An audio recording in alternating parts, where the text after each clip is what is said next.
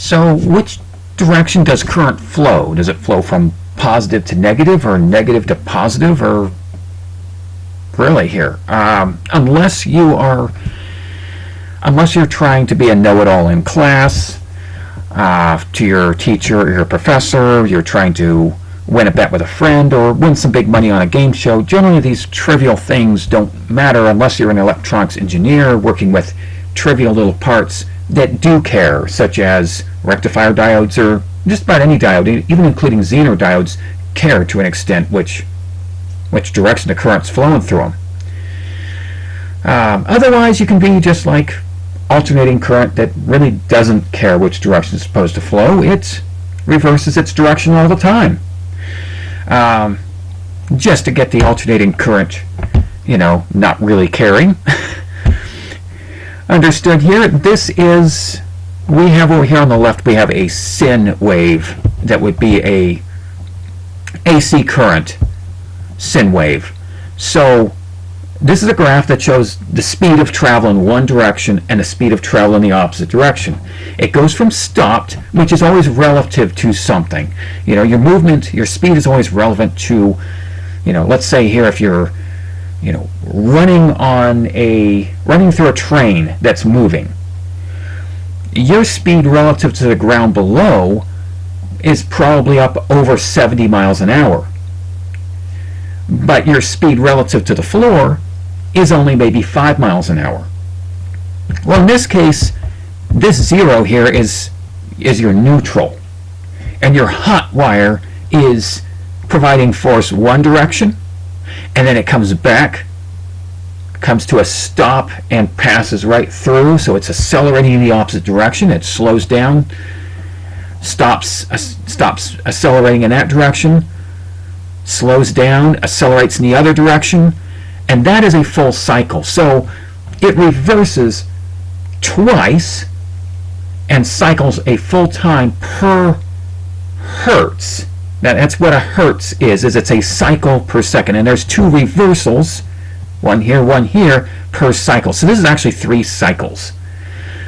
So 60 hertz will be, it'll be doing what's over in here 60 times in a second. It will be doing 120 reversals. So the ground wire, if you're curious about that too, that's more of just it's an alternate neutral, it's an alternate path in the event that something touches the frame of an appliance. The frame is usually what's grounded, and it's an alternate path to get back to that neutral. It's another path of least resistance to get back there, because otherwise if you touch that appliance and then you touch the ground, you're going to get zapped, because you are now the shortest path for it to get to where it wants to go, which is into the ground. And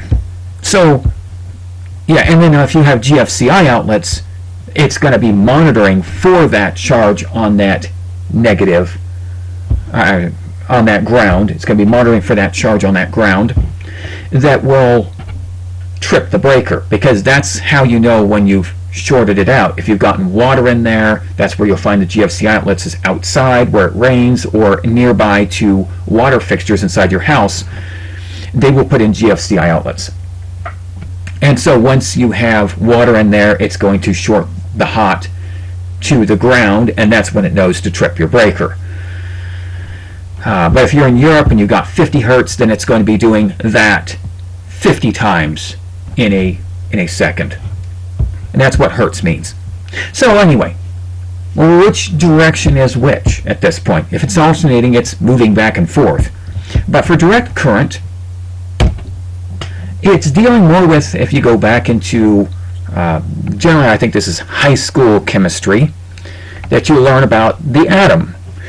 That's right, electronics is kind of an atomic reaction. But no, the neighborhood doesn't blow up whenever you turn on a light.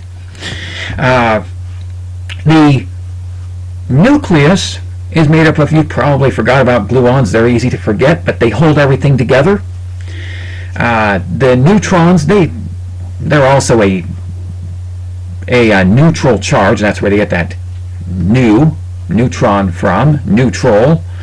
They are larger particles that are inside of that nucleus, which the nucleus is represented over in here. That's the gluon I have in the yellow. And then these gray ones here, these guys are your neutrons. And you got your protons over here. Then they are a positive chemical charge, and a significant one. They're significantly sized and a significant charge. And then you've got 3 layers of electrons. And whenever you have anything positive in here, as that's what you have, you've got nothing but neutral with positive. So this is going to be a positive charge, and it is therefore going to have to attract, based on the rules of the world, it's got to attract a whole bunch of negativity, which means the electrons, they have a negative charge. Up to 3 layers can be around here, and these are what are transferred between the atoms during an electrical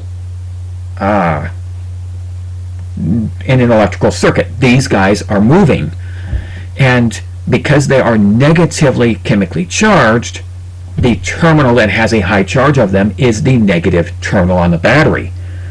And that's the pressure. It's actually a high negative charge pressure. Therefore, your electricity is actually going to be flowing from negative to positive, because it's the negative charge of the electrons that are making that